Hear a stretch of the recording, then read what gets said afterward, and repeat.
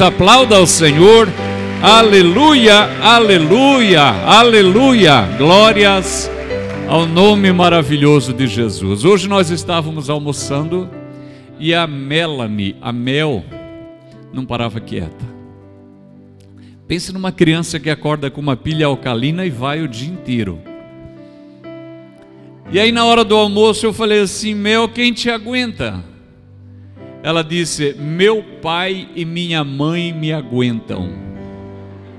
E puxou o braço de um e de outro e disse: eles me aguentam.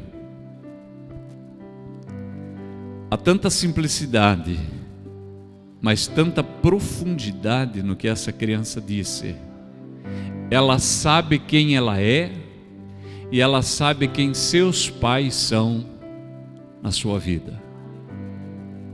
Hoje eu quero, com a ajuda do Espírito de Deus, aleluia, não é por força, irmão, não é por violência, é pelo Espírito de Deus que uma pessoa é curada, liberta, transformada. Eu quero, com a ajuda do Espírito de Deus, servir de canal nesta noite, para que hoje mais pessoas, ao voltarem para sua casa, tenham certeza do seu lugar em Cristo Jesus. Seja o melhor tipo de si mesmo. Seja o melhor tipo de si mesma. Seja quem Deus te chamou para ser. Há quem diga que sobre nós se abrem 4 janelas. Quem eu acho que eu sou? Uma janela. Quem eu acho que eu sou? Quem eu digo que eu sou? Como eu me apresento?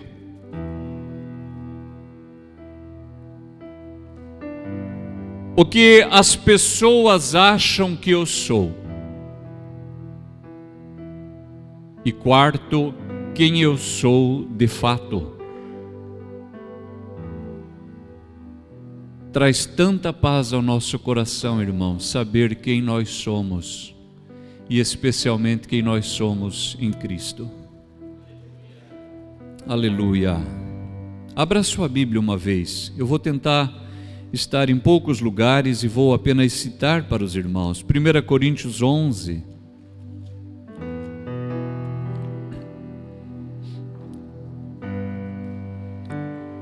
Me permitam repetir que a palavra de Deus diz em Apocalipse 1 e 3: bem-aventurado aquele que ouve, bem-aventurado aquele que lê, bem-aventurado aquele que guarda as palavras da profecia deste livro. Deus diz que quando você lê, ouve e guarda a palavra, você é tornada uma pessoa feliz, de boa viagem, de boa aventura. Receba uma bênção especial de Deus nesta noite, enquanto lemos a sua palavra, que é poderosa, aleluia. 1 Coríntios 11, diz assim o versículo 2: louvo-vos, irmãos, porque em tudo vos lembrais de mim, e retendes os preceitos como vô-los ordenei. No versículo 17 diz: nisto, porém, que vou dizer-vos, não vos louvo, porquanto vos ajuntais não para melhor, senão para pior. O apóstolo Paulo, ele está falando com a mesma igreja, e numa mesma epístola e numa única fala, ele diz: a respeito disto vos louvo, a respeito de tal coisa não vos louvo. Quando você sabe quem você é, quando eu sei quem eu sou, eu não preciso querer impressionar ninguém. Isso tira um fardo das nossas costas. Você está em paz, aonde você estiver, você é você. Isso também permite relações saudáveis, amigos verdadeiros. um trânsito tranquilo de fala. Eu posso dizer para o meu amigo: eu gosto disso que você faz, ou eu não gosto disso. E está tudo bem. Eu não vou piorar para ele, nem melhorar. Nem ele para mim. No versículo 18 ele fala assim: porque antes de tudo, ouço que quando vos ajuntais na igreja, há entre vós dissensões, e em parte o creio. Amém. Diga: em parte o creio. Amém. Percebe a maturidade do apóstolo? Em parte o creio. Suponha que você pregou aqui na semana passada, e no culto da quarta-feira alguém veio e disse para você: você pregou muito mal. Você fala: em parte eu creio.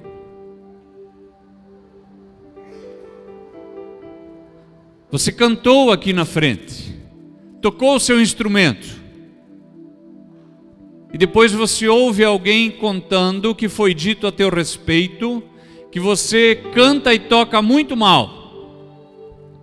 Você responde: em parte eu creio. Tem gente que se afunda. Vou parar meu ministério. Não fui chamado mesmo. Já vi tudo. Eu não sirvo mesmo para esta igreja. Eu não sirvo para este grupo. Não, em parte eu creio. Ou então você exerceu o seu ministério e alguém chega para você e fala assim: gente, é Deus no céu e já depois é você. O que você responde? Em parte eu creio.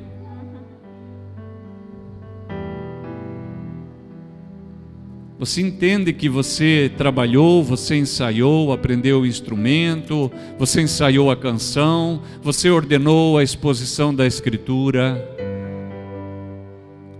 Mas se não for ao Senhor que estivesse ao nosso lado, os nossos inimigos teriam nos engolido vivos.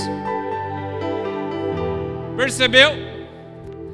Quando o Senhor te dá maturidade na sua fé, nas suas emoções, isso ajuda você a lidar consigo mesmo, com as pessoas.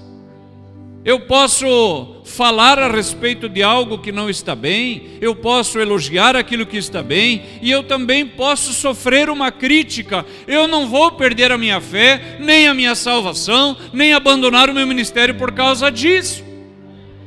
Um amigo meu, o pastor Nilson, estava pregando na rádio em Chapecó, e eu gostava tanto de ouvi-lo. E um dia disse ao pastor que quando saía da rádio, Satanás falou claro ao seu ouvido: hoje você pregou muito mal. Como que você reagiria a isso? O pastor Nilson respondeu: pode ser. Então semana que vem nós vamos arrebentar aqui.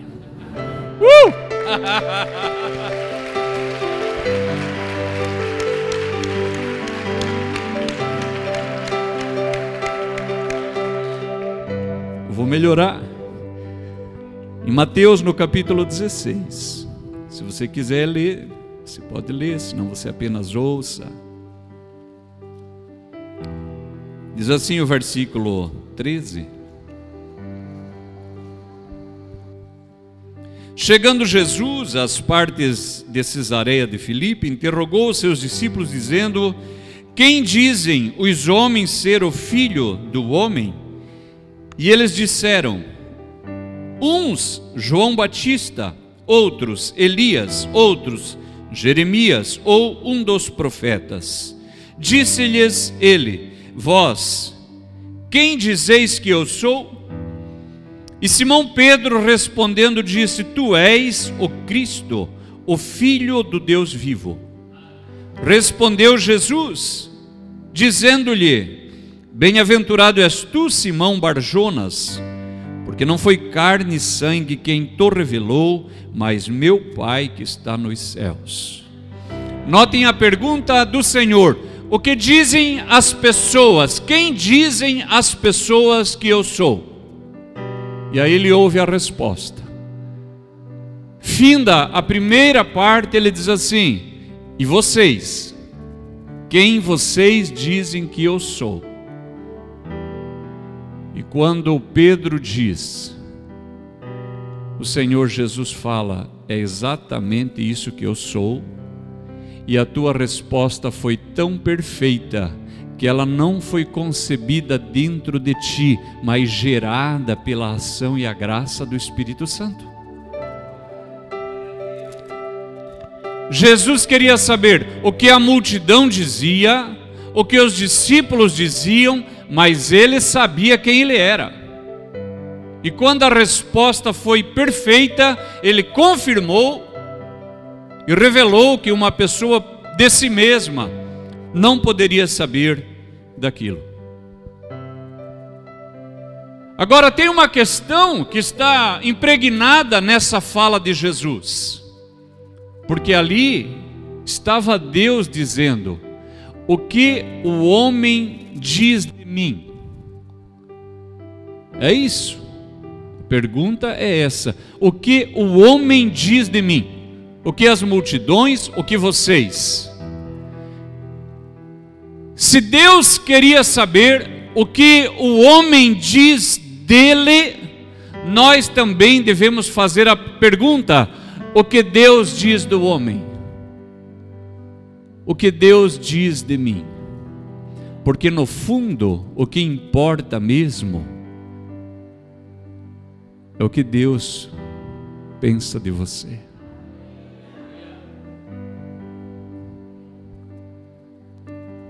Aleluia. É isso que importa. E se nós conseguirmos ir para casa hoje com uma revelação do Espírito a respeito do que é que Deus pensa de mim, nós teremos ganhado esta noite. Os irmãos conhecem as 7 cartas do Apocalipse, nós não vamos ler, eu só vou citar uma delas. Uma das igrejas disse: rico sou e de nada tenho falta.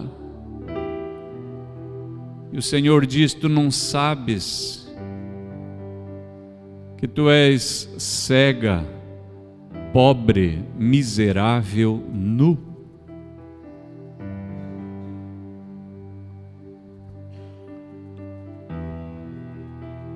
Outra igreja, o Senhor diz assim: tu dizes que és pobre, mas tu és rica.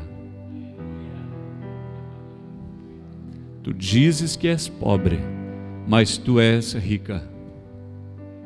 Cada vez que eu penso nessa história, eu lembro de uma experiência de nosso pai. Quem sabe um dia venha outra história ao meu coração, mas por enquanto é isso que palpita dentro de mim. Nós éramos tão pobres que até os pobres nos chamavam de pobres. A minha mãe, que está lá atrás, para economizar, ela comprava uma peça de tecido e fazia roupa igual para todo mundo. E para provar isso, tem fotografias na casa de minha mãe para atestar a minha fala. Para piorar tudo, eu sou o 5º de 5 irmãos. A roupa que não servia para o Oceano vinha para o Onésimo, vinha para o Gerson, para o Josué, em mim.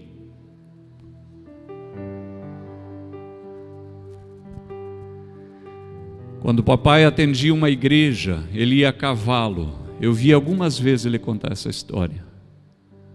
Um lugar muito frio, ele coberto com um ponche, e sujo, e aquele cheiro de animal. Ele viajando à noite, às vezes debaixo de geada. Os irmãos antigos lembram disso, aquele frio que fazia antigamente.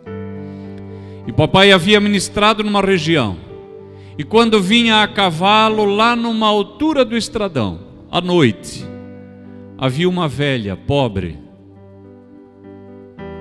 ela ficava à beira da estrada, com uma batata doce na brasa, assando e mantendo quente, soprando a brasa, até que o pastor passasse. E meu pai descia e comia batata doce com aquela irmã. Eu sempre penso que aquela irmã, ela achava de si: eu sou tão pobre, queria fazer algo pelo meu pastor. E eu penso que Deus olhava do céu e dizia: você é rica. Aleluia! Você é rica.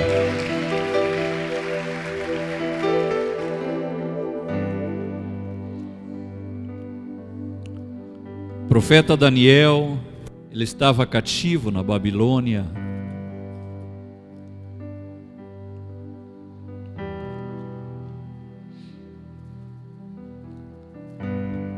Ele precisava uma resposta de Deus sobre um assunto.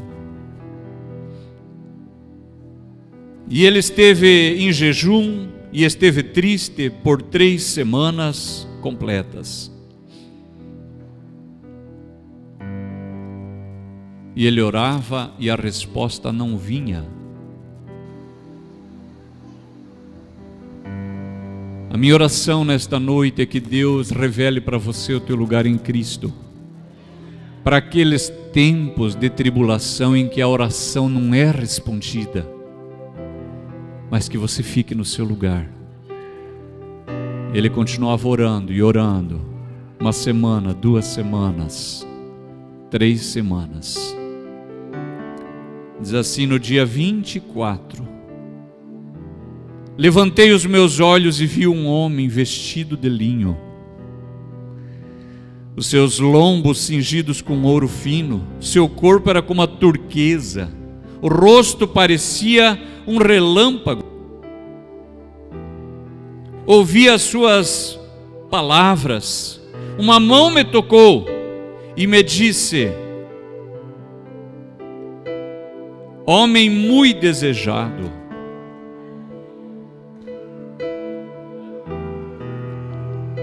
a Escritura não diz o que ele pensou essas 3 semanas, irmãos. Mas aqui quem já orou 3 semanas por um assunto e o céu está fechado, você deve lembrar como ficava o seu coração. E jejuando e orando e a resposta não vinha. Mas agora vem a palavra: homem muito desejado. Está atento às palavras que te vou dizer. Levanta-te sobre os teus pés, porque eu te sou enviado. Não temas, Daniel, porque desde o primeiro dia em que aplicaste o teu coração a compreender e a humilhar-te perante o teu Deus, são ouvidas as tuas palavras, e eu vim por causa das tuas palavras. Aleluia! Desde o primeiro dia, mas o príncipe do reino da Pérsia se pôs defronte de mim 21 dias. Um demônio poderoso ficava retendo a chegada da oração. Parecia que estava dando tudo errado, mas não estava. Parecia que o Senhor não estava ouvindo a sua oração, mas Deus estava. A palavra de Deus fala de um outro homem chamado Gideão. Diz a Escritura que o exército de Midian tinha cercado Israel. E quando era o tempo de ser semeada a terra, o inimigo entrava com tendas, com cavalos, com vacas, com camelos, passava sobre a plantação. E o povo de Deus padecia de fome.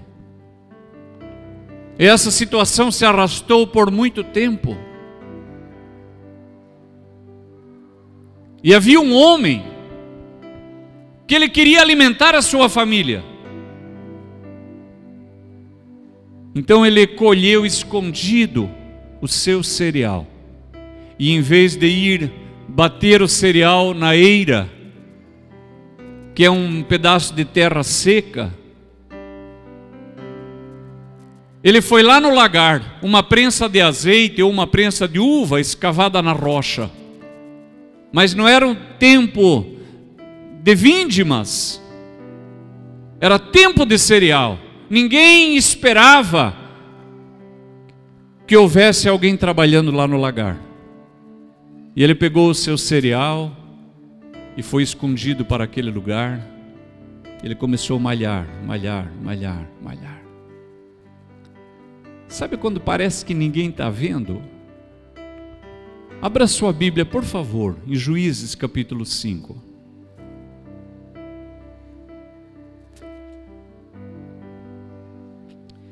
Juízes 6.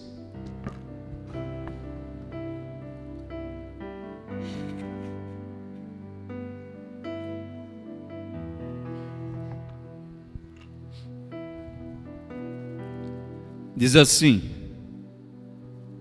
então o anjo do Senhor veio, versículo 11, Juízes 6, 11.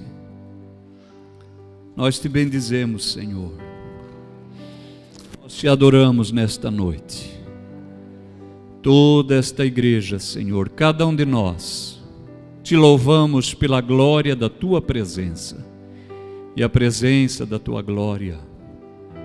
Revele, Senhor, a cada um de nós o nosso lugar em Cristo Jesus.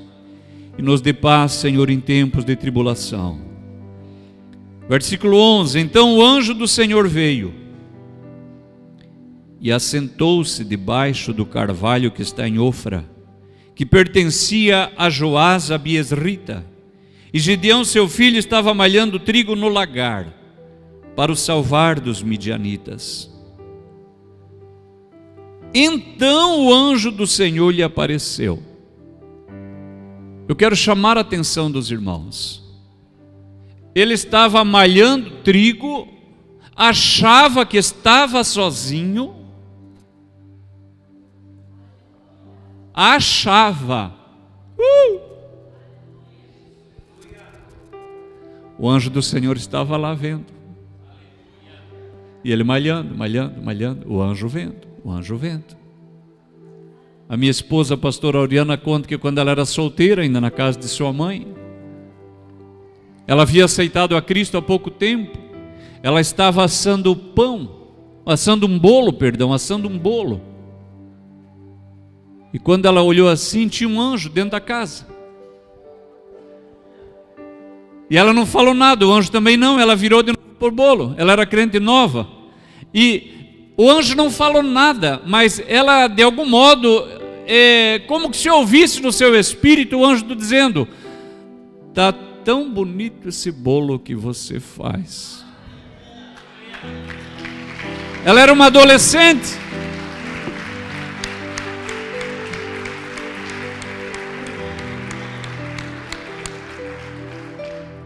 Eu quero te dizer, atribulado, na unção do Espírito de Deus, o anjo do Senhor está vendo você. Aleluia, aleluia. A mão do Senhor é boa sobre a tua vida. Aleluia. Você foi escolhido para ser povo de Deus. Aleluia.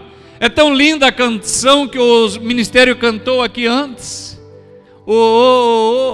Eu sou teu e tu és meu. Quem canta isso sabe o seu lugar. Aleluia. Então diz assim: então o anjo do Senhor lhe apareceu e lhe disse: o Senhor é contigo, varão valoroso. A opinião de Deus a respeito de Gideão é que ele era um varão valoroso. A fala de Deus mostra nas entrelinhas que o Senhor, conhecendo o pensamento de Gideão, podia vê-lo dizer no seu coração: eu sou um covarde,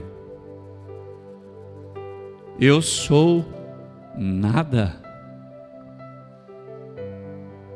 eu devia de me armar de arco, de lança, de escudo e sair contra o inimigo.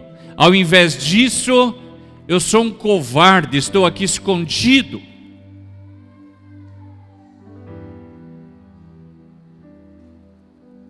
E ele pensando essas coisas e malhando o trigo, mal sabia que Deus estava ali. Era como se o Senhor dissesse: você não é um covarde. Eu gosto de gente igual você, gente que acha uma solução, descobre uma maneira de fazer. É pessoas como você que eu uso. Nos Estados Unidos, o costume de muitas igrejas é fazer um anúncio: necessita-se de um pastor. Os candidatos apresentam o seu currículo, passam por uma sabatina, um período de experimentação, de pregações, e uma igreja batista anunciou: precisamos um pastor que transporte montanhas e que caminhe sobre as águas. É o que todos nós queremos. No dia da seleção, apareceu um pastor com uma pá e uma câmara de ar, cheia de ar. Quer saber? Foi contratado. Foi contratado. Um pastor disse para a sua igreja: no domingo de manhã, no domingo de Natal, nós vamos fazer aqui o milagre da multiplicação. Pode convidar quem quer ver o milagre da multiplicação. Quem crê que Jesus multiplicou o pão e o peixe? A igreja inteira levantou a mão. Muito bem, nós também vamos multiplicar aqui. Só que como é Natal, nós não vamos multiplicar nem pão nem peixe, nós vamos multiplicar perus de Natal. E pode convidar os pobres, pode encher a igreja. Vai ter peru de Natal para todo mundo.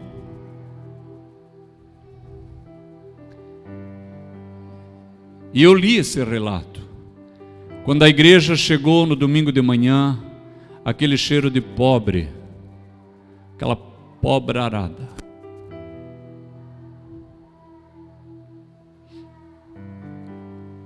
Eu quero te falar uma coisa.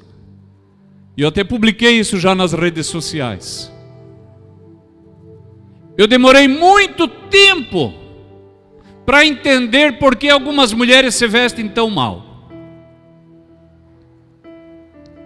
É um cabelo feio, é a maquiagem ruim, uma sandália toda escangalhada e um vestido cheio de véu para todo que é lado que não combina com coisa nenhuma. E sai na rua com isso. E eu pensava: essa mulher não vê que está tão mal? Na verdade, quem não via era eu. Durante muitos anos, eu fui tão estúpido que eu não percebi que aquela mulher, aquela moça, ela estava vestindo a melhor roupa.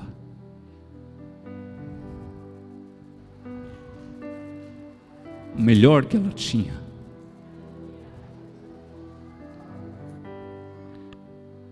E antes de eu prosseguir, eu quero dizer para você: se você está aqui e você é tão pobre que não tem um shampoo decente e não tem um sabonete que você gostaria, nem uma roupa,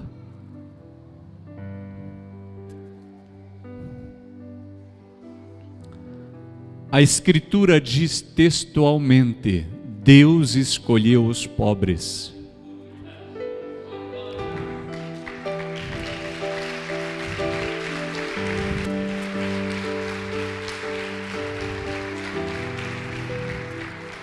Durante todos os anos que eu vi aquela pobre mal vestida, eu estava desalinhado do coração de Deus. Mas se você é tão pobre assim, eu já vou voltar para a palavra. O Deus que nós servimos é o único Deus que desce. E Ele diz em Êxodo capítulo 3: tenho visto atentamente a aflição do meu povo. Eu conheci as suas dores, e eu desci para livrar o meu povo, e para fazê-los subir para uma terra ampla e espaçosa, terra que emana leite e mel. E eu quero orar por você que é pobre, agora. Aleluia.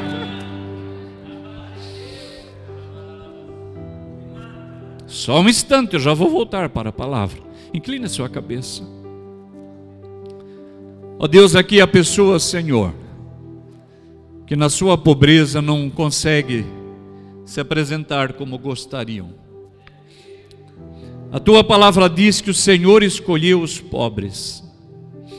Ajude esta mulher, este homem, esta adolescente, esta criança, quando hoje for para a sua casa, que o seu coração se lembre: Deus me escolheu. Deus vai operar um milagre na minha vida. Ó Deus, eu oro. Abra a tua mão poderosa, Senhor, abra, e chama desta pobreza advogados, dentistas, médicos, engenheiros, comissários de bordo. Abre lugar na faculdade, abre lugar no campo de trabalho, para que toda a terra saiba que o Senhor é Deus, e que o Senhor livra, não com espada, nem com escudo, mas pelo poder do seu Espírito. Aleluia! Aleluia!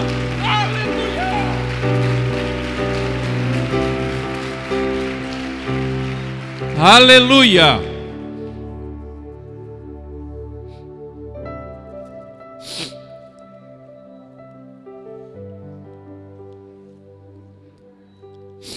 Jó estava passando uma situação terrível na sua vida.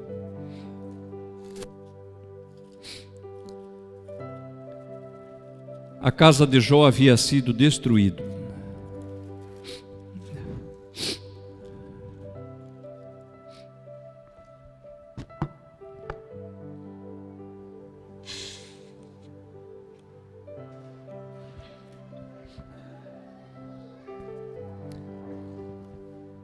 Os 7 filhos de Jó haviam morrido. As 3 filhas. A própria mulher de Jó falou assim: você ainda continua servindo esse Deus? Amaldiçoa esse Deus? Morre? Ele voltou-se para ela e disse: tu falas como uma louca. Irmãos, a mulher de Jó, ela tinha todo o direito de estar louca. Algumas mães não se recuperam de haverem perdido um filho. Ela perdeu 7 filhos e 3 filhas numa vez só. Eles que eram ricos foram à falência. Jó era um homem que tinha crédito, perdeu a credibilidade, perdeu o respeito até dos jovens. Perdeu a saúde, ele tornou-se uma chaga da planta do pé até a raiz dos cabelos. Para piorar tudo,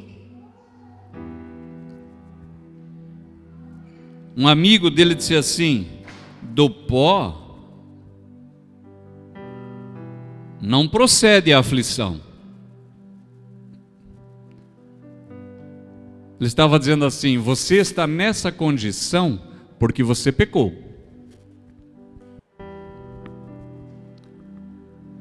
Muita gente, quando vê o desafortunado, fala: é porque pecou. Isso aí é só o dedinho de Deus.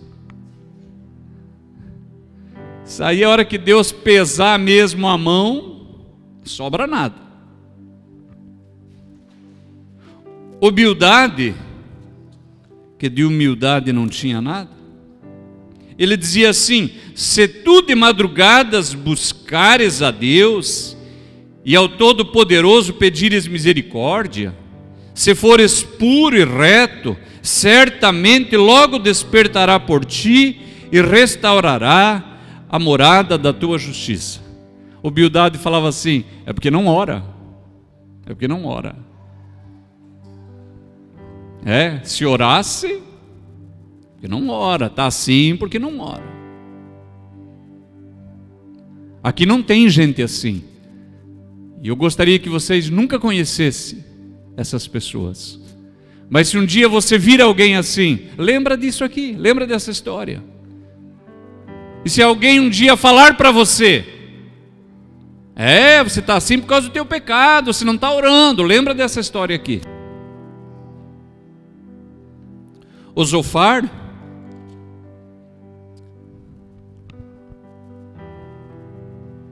ele dizia assim: as tuas mentiras se hão de calar os homens?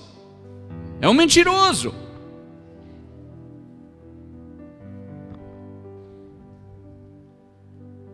Ele falou assim: pelo que Jó sabe que Deus, tu sabes que Deus exige de ti menos do que merece a tua iniquidade. Olha só, irmãos, eu já não tinha mais nada, irmãos. Só sobrou uma mulher louca, a fortuna foi toda embora, não tinha mais nada. E o Zofar falava: você sabe que você recebeu bem menos do que a tua iniquidade merece. Não tem mais nada, irmãos. Mas Jó, ele sabia de quem ele era e quem era o seu Deus. Essa é a tônica desta noite. De hoje, quando você voltar para a sua casa, você saber que há um lugar em Deus para você. Aleluia. Glórias a Deus. Não importa o que aconteça com a sua vida, não importa o que alguém vai dizer de você, procure de Deus o que é que Ele diz a respeito de você. Olha o que diz Deus a respeito de Jó. Você pode abrir em Jó, no capítulo 1.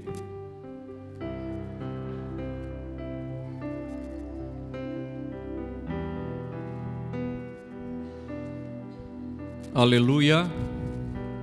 Sara, Senhor, a alma aflita nesta noite.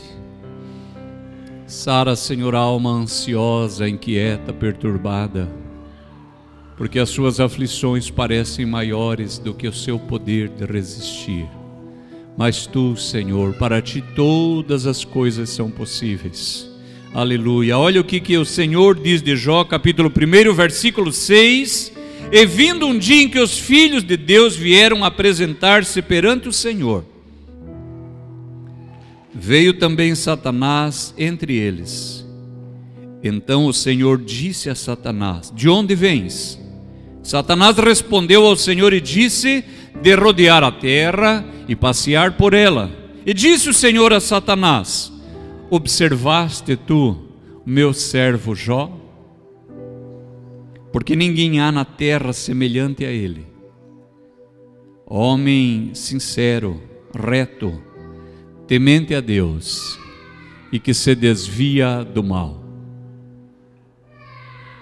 Os amigos diziam que ele estava assim por causa do seu pecado, porque ele era um mentiroso, ele não orava, e na verdade era pouco o que Deus estava fazendo contra ele.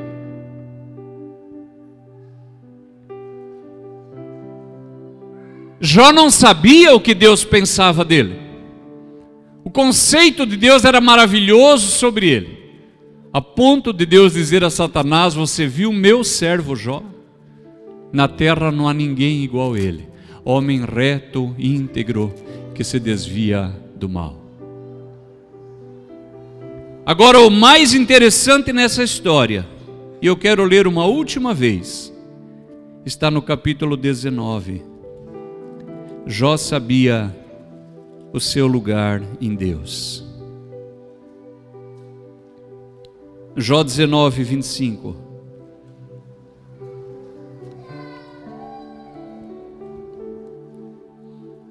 Porque eu sei que o meu Redentor vive, e que por fim se levantará sobre a terra, e depois de consumida a minha pele, ainda em minha carne verei a Deus. Vê-lo-ei por mim mesmo, os meus olhos e não outros o verão. E por isso meu coração se consome dentro de mim. Eu quero fazer a mesma leitura nessa Bíblia que está aqui na igreja, e vou explicar aos irmãos.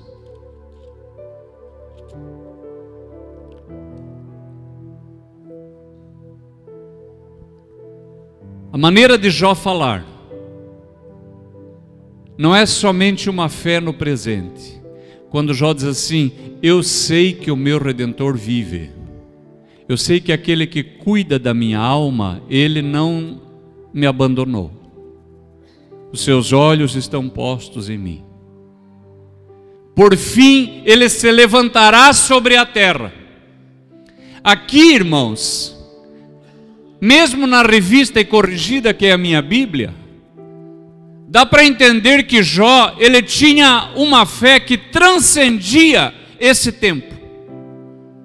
É como se ele dissesse: ainda que nesta dispensação eu acabe os meus dias em pó e cinza, o Deus a quem eu sirvo, ele se levantará. Os meus olhos o verão, eu vou ressuscitar. Meu corpo será transformado. Não outros, os meus olhos verão a Deus. Aleluia!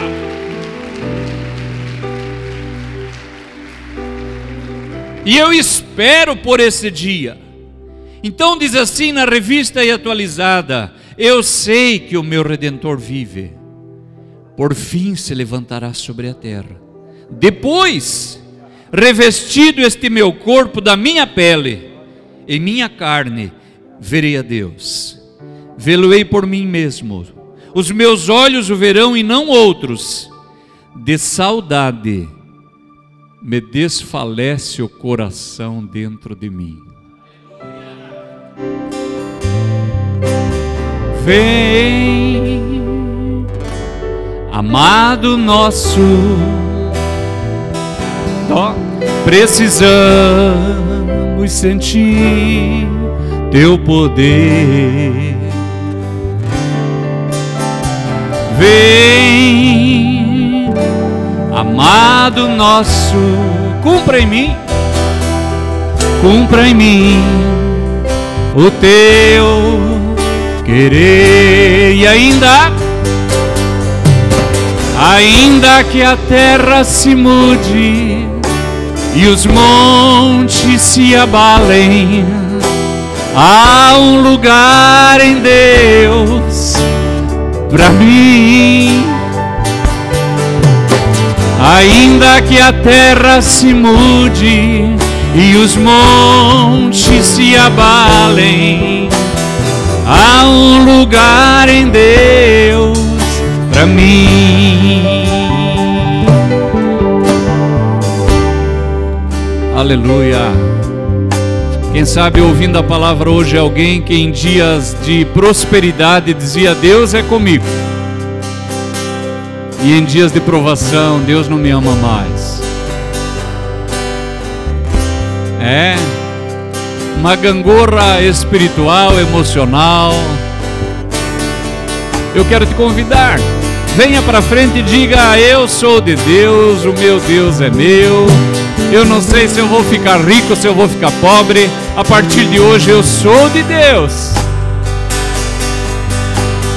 Vem, amado nosso, precisamos sentir teu poder. Vem, amado nosso, cumpra em mim o teu querer. Ainda que a terra se mude e os montes se abalem, há um lugar em Deus para mim. Ainda que a terra se mude e os montes se abalem, há um lugar em Deus para mim. Uma última vez. Vem, amado nosso, precisamos sentir teu poder. Vem, chamado nosso. Cumpra em mim o teu querer. Ainda que a terra se mude e os montes se abalem, há um lugar em Deus para mim. O ministério pode subir. Ainda que a terra se mude e os montes se abalem, há um lugar em Deus para mim. Nós vamos orar.